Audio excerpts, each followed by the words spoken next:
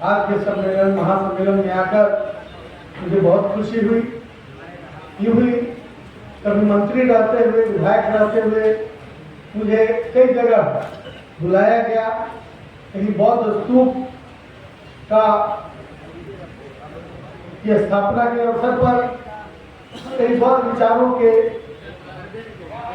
Meetings में और विभिन्न तरह के कार्यकलाप जो खास तौर से यहाँ के शाहाबाद रेंज जिसमें 5 जिले आते हैं, बक्सर, आरा, सासाराम, रोहतास, भभुआ और औरंगाबाद, इस इलाके में मुझे काफ़ी बुलाया जाता रहा है और मैं आप लोग के बीच आता रहा हूँ। आप बिहार की धरती पर भगवान बुद्ध की ज्ञान भूमि एवं कर्म भूमि, सम्राट अशोक की जन्मभूमि एवं कर्म भूमि और उसके साथ साथ उनको मानने वाले आधुनिक बिहार और भारत के महानतम नेताओं की जन्मस्थली और कर्मस्थली, जननायक कर्पूरी ठाकुर जैसे महान लोगों की जन्मस्थली और कर्मस्थली पर, पाटलिपुत्र की धरती पर आप देश के तमाम जगहों से आए हुए बौद्ध भिक्षुओं का, भंते जनों का, उपासक जनों का और हमारे अतिथियों का हम हार्दिक अभिनंदन और स्वागत करते हैं। हम इस बात पर गर्व महसूस करते हैं कि बिहार परिवर्तन की भूमि रही, बिहार क्रांति की भूमि रही। कितनी क्रांतियां यहाँ से शुरू हुई। देश की आजादी के आंदोलन की शुरुआत महात्मा गांधी ने यहाँ के चंपारण से शुरू की, धनबाद आश्रम। उसी तरह देश में जब इमरजेंसी लागू हुआ तो उसके बाद का जो परिवर्तन हुआ उसका आगाज भी इसी धरती पर जयप्रकाश नारायण से शुरू हुआ। मैं समझता हूँ कि बिहार की धरती अन्याय बर्दाश्त करने वाली नहीं है और जो अन्याय हो रहा है गया में और जिस बौद्ध महाबोधि महाविहार के प्रबंधन को कब्जा करके एक सरकार की तरफ से कहीं कोई सूद नहीं लेना, इस बात का द्योतक है कि आप ऐसे तत्वों का समर्थन कर रहे हैं। और समर्थन क्या कर रहे हैं? ये द्योतक ये तो खुद बोर्ड में बैठे हुए हैं।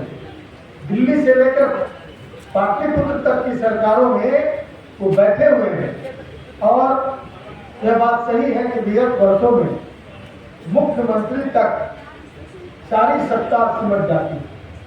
विगत वर्षों में ऐसे अमेंडमेंट किए गए कि मुख्यमंत्री ऑल पावरफुल और मुख्यमंत्री जिस सरकार में हम लोग होते थे विचारधाराओं का विकल्प होता है और कई ऐसी चीजें होती थी जिसका डिसीजन हम लोग चाह कर उन सिद्धांतों के आधार पर हम लोग को डिसीजन लेना चाहिए था, वो तो नहीं करते। लेकिन हम आपको आश्वस्त करना चाहते हैं, भंते साहब से तेजस्वी प्रसाद यादव जी की मुलाकात हुई।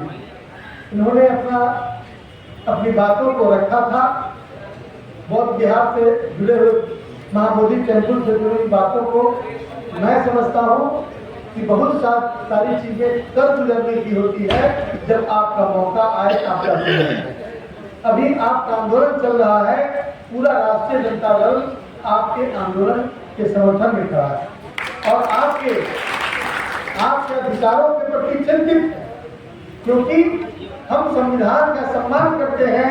बाबा साहब भीमराव अम्बेडकर द्वारा रचित संविधान में धर्मनिरपेक्षता सबसे महत्वपूर्ण शब्द है। शब्द ही नहीं, वो भावना है जो उसके फाउंडेशन है और उस फाउंडेशन के आधार पर लालू प्रसाद जी ने अल्पसंख्यकों के हित के लिए लंबी लड़ाई करी और यही वो धरती है जहां पर लाल कृष्ण आडवाणी धार्मिक सद्भाव को बिगाड़ने के लिए जब चले थे, तो इसी धरती समस्तीपुर जहां का मैं सांसद हुआ करता था, उस धरती पर उनको गिरफ्तार किया गया। इसलिए आप मौके का इंतजार करें और आंदोलन सतत जारी रखें, अपने अधिकारों की लड़ाई को जारी रखें। सतीश कुमार जी ने लगभग सारी बातें अपने भाषण में बता दी है कि हमारा और हमारी पार्टी का, हमारे मित्रों का क्या स्टैंड होगा। उन कार्यक्रमों में हम आपके साथ हैं। आप कार्यक्रम को आगे बढ़ावे और जब समय आएगा तो हम आप ये समाज के हित को हम निश्चित रूप से सरकार के रूप में उसको रिव्यू करेंगे और उसका एक सही न्यायपूर्ण समाधान निकालने का प्रयास करेंगे। तो आज की इस सम्मेलन में आपने हमें बुलाया, भंते साहब का मैं और तमाम यहाँ पर बैठे हुए मौर्या साहब का हृदय से शुक्रिया अदा करता हूँ और हमें उम्मीद है कि आप अपने मकसद में कामयाब होंगे। जिन मूल्यों के लिए महात्मा बुद्ध ने इस धर्म की स्थापना की और जिन मूल्यों के लिए बाबा साहब अम्बेडकर ने धर्म परिवर्तन किया था, उन मूल्यों की भी रक्षा होनी चाहिए। इन धर्मों में कट्टरपंथ के विरुद्ध एक संदेश था और उस कट्टरपंथ, हम कोई धर्म की स्थापना करते हैं, हमारे पूर्वजों ने किया और हम भी उसी तरह पोंगापंथी यदि होते चले जाएं तो शायद हमारे धर्म की साख गिर सकती है। इसलिए उन मूल्यों की भी रक्षा साथ साथ में करनी है। सभी धर्मों के विचारों का सम्मान करना है। जो धर्मनिरपेक्ष सत्ता होती है, धर्मनिरपेक्ष शासन होता है और धर्मनिरपेक्ष संविधान में यह लिखा हुआ है। धर्मनिरपेक्षता शब्द का मतलब बिल्कुल किसी एक धर्म को पक्ष और विपक्ष नहीं लेना है। सत्ता और शासन में धर्म आधारित निर्णय नहीं लेना है, यह उसमें लिखा हुआ है और हम निश्चित रूप से इसका पालन करते रहे हैं। हमारे नेता लालू प्रसाद जी तेजस्वी यादव जी ने पहले भी किया है और हम अपेक्षा करते हैं कि आगे भी आप सब लोगों का साथ रहा और बिहार में बहुसंख्यक समाज आज भी बौद्ध विचारों से ओतप्रोत है। बाबा साहब भीमराव अम्बेडकर को मानने वाले की संख्या बहुत बड़ी है, लेकिन यहाँ के जो कुछ दल हैं वो इस तरह की नीति अपनाते हैं कि एक तरफ अम्बेडकर साहब में भी आस्था दिखलाते हैं और दूसरी तरफ सांप्रदायिक ताकतों की गोद में भी बैठे रहते हैं। तो ये जो ड्यूअल रोल है, उस ड्यूअल रोल की वजह से भी इस तरह की भ्रांतियां पैदा होती है, इस तरह की स्थितियां पैदा होती है। इसलिए हम सिर्फ हम बुद्ध बौद्ध नहीं हैं, हम यहाँ के नागरिक भी हैं। हमारा अधिकार है वोट देना और वोट देना सबसे बड़ा अधिकार संविधान में दिया गया है। हर बच्चे को, हर व्यक्ति को, चाहे वो रानी का संतान हो या मेहंदरानी का, सबको वोट देने का अधिकार दिया गया है और ये बहुत अमूल्य अधिकार लोगों को दिया गया है। एक जमाना था जब लाठी, डंडा, गोली, फरसा, बंदूक इकट्ठा किए जाते थे लड़ाई के लिए और जंग जीत कर लोग आते थे। आज जो लड़ाई चल रही है उस लड़ाई का हथियार वोट है। वोट में उतनी मारक क्षमता है, बैलेट में इतनी मारक क्षमता है जितनी बुलेट में नहीं है। इसलिए इस हथियार को जमा करने की जरूरत है। हम जहाँ कहीं भी हैं, बिहार में है, बाहर उत्तर प्रदेश में है, महाराष्ट्र में है, इस हथियार को पहले इकट्ठा करें। विचारहीनता, राजनीतिक विचारहीनता का शिकार पूरा देश हो रहा है। इसलिए जगदेव बाबू ने जो कहा 100 में 90 शोषित है, 90 भाग हमारा है, 10 का शासन 90 पर नहीं चलेगा, नहीं चलेगा। यह इस नारा में डेमोक्रेसी का वो अवयव छुपा हुआ है जिसको लोग समझ ले तो आज केंद्र और राज्य की सत्ता उलट जाएगी। क्योंकि आज 100 में 10 जिसके बारे में जगदेव बाबू ने कहा उसी का राज चल रहा है। नजर उठा के देखिए, सिर्फ मुखौटा बदला हुआ है।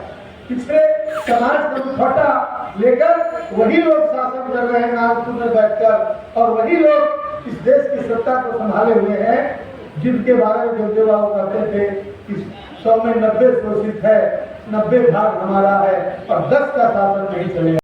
का भी समाधान है, वही देश में सांप्रदायिक सद्भावना का भी समाधान है। इन तमाम चीजों का तालब की चाबी एक ही है, वो है सत्ता आज के समय में। और उस सत्ता को प्राप्त करने के लिए आपको अपने वोट को एकत्रित करना होगा। तो हम कहना चाह रहे थे कि एक तरफ धर्मनिरपेक्षता संविधान के मूल में है और उसकी रक्षा करना शासन करने वालों की जिम्मेवारी है, जिस जिम्मेवारी से वो भाग रहे हैं।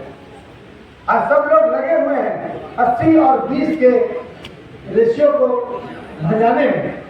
यदि कोई सांप्रदायिक बात करता है तो यह सोच कर करता है कि 20% अल्पसंख्यक, 20-25% अल्पसंख्यक और बाकी बहुसंख्यक हिंदू तथाकथित रूप से, और इस तरह का अर्थमेटिक्स लगाकर वो देश में दंगा फैलाने की कोशिश करता है, देश में सांप्रदायिक स्तर पर बांटने की कोशिश करता है।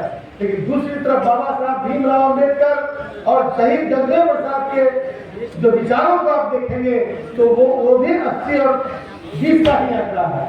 20% वो लोग हैं जिन लोगों ने सदियों से शोषण किया और 80% वो लोग हैं जिन लोगों ने यात्राएं सही। आज उनका दिन आया है, इसलिए 80 और 20 का रेशियो दोनों के तरफ है। हमको यह देखना है कि बहुजन समाज के लिए कौन सा आंकड़ा ज्यादा सही है, कौन सी पार्टी वैचारिक जो बाबा साहब के विचारों पर चल रही है, कौन सी पार्टी विचारे बाबा साहब के विचारों को के आधार पर सैद्धांतिक रास्ते को अपना रही है।